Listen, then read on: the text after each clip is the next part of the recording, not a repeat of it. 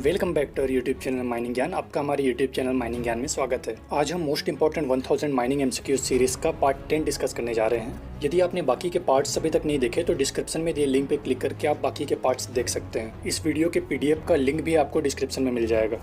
और यदि आपने हमारे चैनल को अभी तक सब्सक्राइब नहीं किया तो सब्सक्राइब करके बेल आइकन को प्रेस कर देंगे ताकि आपका हमारे लेटेस्ट वीडियो का अपडेट सबसे पहले मिलते रहे। तो चलिए अब देर न करते हुए अपना माइनिंग ज्ञान और बढ़ाते हैं।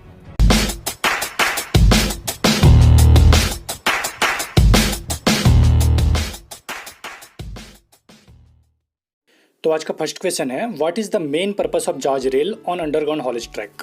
अंडरग्राउंड हॉलेज ट्रैक में जॉर्ज रेल का मेन पर्पस क्या होता है? Option A to provide smooth running of tubs, option B to avoid derailment of tubs, option C to avoid over speeding, option D to maintain good alignment of track. Right answer is option C, जॉर्ज rail on underground haulage track used to avoid over speeding. इसके अलावा कुछ और safety device को भी ध्यान में रखिएगा जो हॉलेज अरेंजमेंट में यूज किया जाता है। मंकी कैच और back catch used in the endless haulage to prevent backward movement of tubs in the case of rope breaks. Stop block, wooden block placed across the track to stop the rail in the case of emergency. Back stay, it is used behind the ascending set of tubs on direct haulage और endless haulage. Drop warrick, it is used to prevent forward movement of tubs and is placed below the brow of incline and also near the bottom. Next question is, which of the following seems to be the better location of installing drop war wick? Drop war wick के installation के लिए निम्न में से कौन सा better place होगा, अच्छा प्लेस होगा? A at mine entrance, B at district entrance, C at place where inclination is very high, D at just above main dip. Right answer is D, just above the main dip seems to be the better location of installing drop war wick. Next question is, which of the following action is observed in सेकर conveyor? निम्न में से कौन सा action सेकर conveyor में observe किया जाता है? A frictional movement, B cradle movement, C jigging movement, D quick forward and slow backward movement. Right answer is C, jigging movement is the action observed in shaker conveyor. Next question is, which of the following gear is suitable for cable belt conveyor? निम्न में से कौन सा gear cable belt conveyor के लिए suitable होता है? A differential gear, B rack and pinion gear, C bevel gear, D helical gear. Right answer is option A, differential gear is suitable for cable belt conveyor. Next question is, method of joining two wire rope permanently without using special fittings or attachment is known as। दो wire rope को बिना किसी special fitting या attachment के permanently जोड़ने की प्रक्रिया को कहते हैं। A rope splicing, B laying of wires, C vulcanising, D pre stressing. Right answer is option A, joining of two wire rope permanently without using special fitting और attachment is known as rope splicing. Next question is, out of two main type of continuous miner cutter head, one is borer type and what is other? Continuous miner के दो cutter head में से एक borer type का होता है, दूसरा कौन से टाइप का होता है? A chopper, B ripper, C spur head, D turret picks. ध्यान में रखिएगा, कंटिन्यूस माइनर तीन टाइप का होता है, ripper type, borer type, auger type. तो इस क्वेश्चन का राइट आंसर होगा ऑप्शन बी, रिपर। इसके अलावा ध्यान में रखिएगा, continuous minor has three main units, cutting unit, gathering unit, conveying unit. Cutting unit, this unit cuts the coal at depth of 0.6 meter which falls on the floor. Gathering unit, this unit gathers the coal at floor level and transfer to conveying unit. Conveying unit, which delivers the coal into a shuttle car standing behind the continuous miner. Next question is, the drilling rods are made of। Drilling rod बना होता है A cast iron, B steel, C nickel chromium, D cast steel. Right answer is option C, drilling rods are made of nickel chromium. Next question is, in percussive drilling rock is broken by following action: A crushing, B chipping, C both, D none of the above. Right answer is option B, in percussive drilling rock is broken by chipping action. इसके अलावा drilling method और उसके rock cutting principles को भी ध्यान में रखिएगा। Diamond drilling work on rock cutting principle of rotary abrasive, percussive drilling work on impact action, rotary roller drilling work on cutting and flogging, jet purging work on thermal spelling. Next question is, which is used for raising and lowering of rods of square section? Square section rod को ऊपर करने या नीचे करने के लिए क्या use होता है? Option A bulldog, option B sludger, option C retaining key, option D none of the above. Right answer is option C, retaining key is used for raising and lowering of rods of square section. इसके अलावा ध्यान में रखिएगा, bulldog is used for raising and lowering of rods of circular section. Cross foot or spiral worm is the device used to catch broken rods under a joint in the borehole. Fishing the borehole means the operation of tracking the broken and lost parts in the hole and withdrawing them to the surface. Next question is the sludge and cuttings in the borehole are removed with the help of.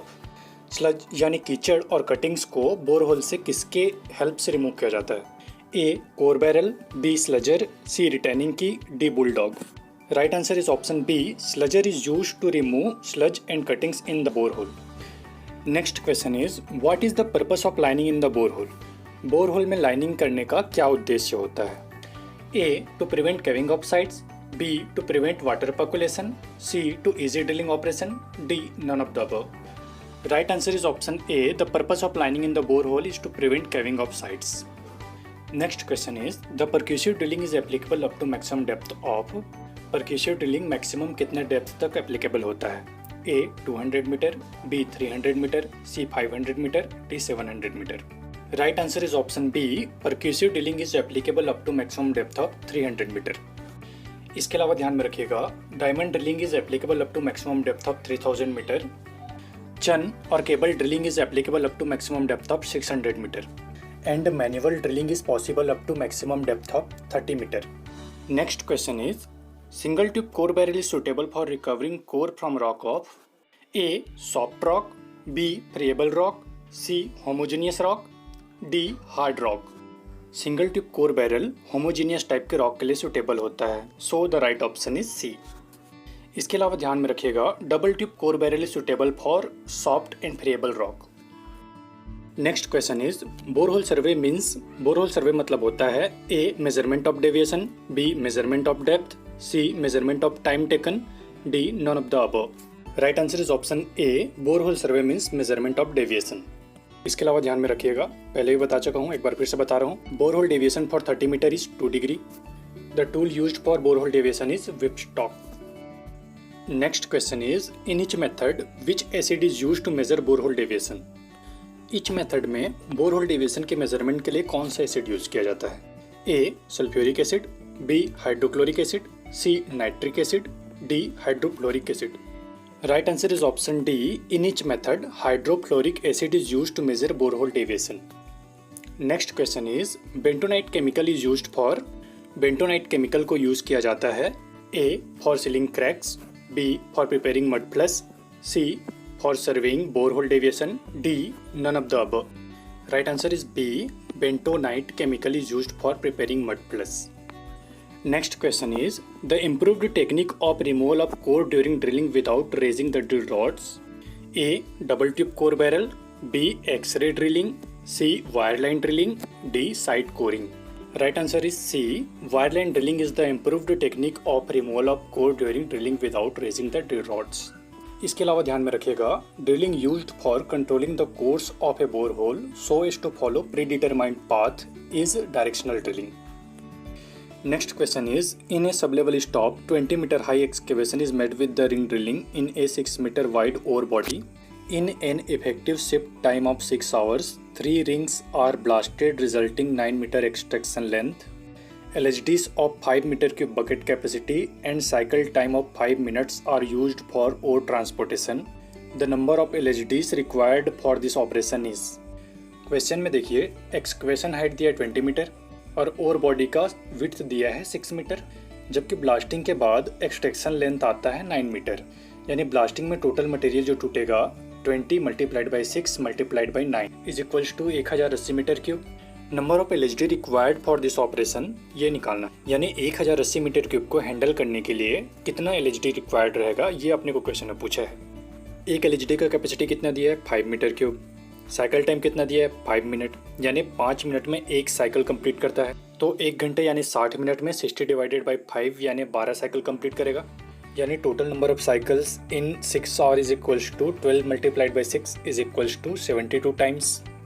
यानी एक LHD अकेले 6 घंटे में 72 multiplied by 5 यानी 360 metre cube material handle कर लेगा. तो 1080 metre cube ओर के ट्रांसपोर्टेशन के लिए required LHD is equals to 1080 divided by 360 is equals to 3. यानी number of LHD required for this operation is 3. Next question is An SDL of 1 ton capacity operates with a cycle time of 6 minutes. The dimension of face is 4 cross 3 meter. 5 blasts are conducted per shift with an average pull of 1.2 meter. If the density of blasted coal is 0.8 ton per meter cube, the time required by SDL in the shift to lift all prepared coal in hour is. Question में देखिए face dimension दिया 4 cross 3 metre यानी height 4 metre width 3 metre और बोल रहा है कि एक शिफ्ट में 5 ब्लास्ट कंडक्ट होता है और एवरेज पुल 1.2 मीटर आता है यानी total pull per shift is equals to 5 multiplied by 1.2 is equals to 6। Density of blasted coal दिया है 0.8 टन पर मीटर क्यूब।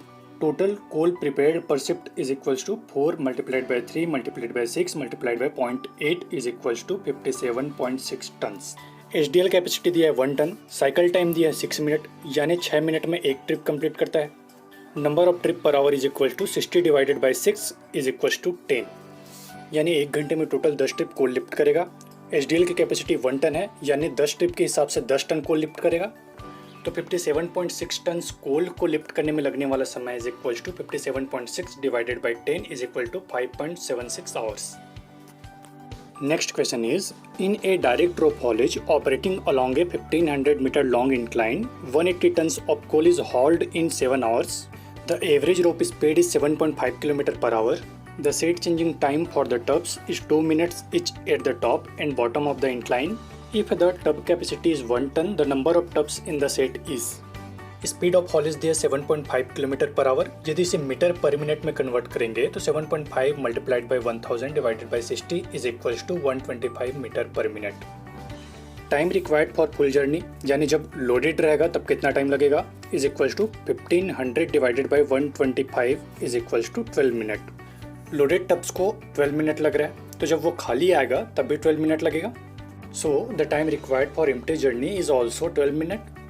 इसके अलावा क्वेश्चन में दिया है time required for shed changing each at top and bottom is 2 minute यानी time required for shed changing हो जाएगा 2 + 2 is equals to 4 minute. So the total time required for 1 complete trip is equals to 12 + 12 + 4 is equals to 28 minute. Number of complete trip per hour is equals to 60 divided by 28 is equals to 2.14। Question में देखिए क्या बोला है 180 tons of coal is hauled in 7 hour यानी coal to be hauled per hour is equals to 180 divided by 7 is equals to 25.71 tons. So the coal to be hauled per trip is equals to 25.71 divided by 2.14 is equals to 12 tons. Question में tub capacity 1 ton दिया है। So the number of tubs required per set is equals to 12 divided by 1 is equals to 12। So that's all for today. Thanks for watching. If you like the video, hit the like button, share this video and subscribe our YouTube channel for more mining related videos.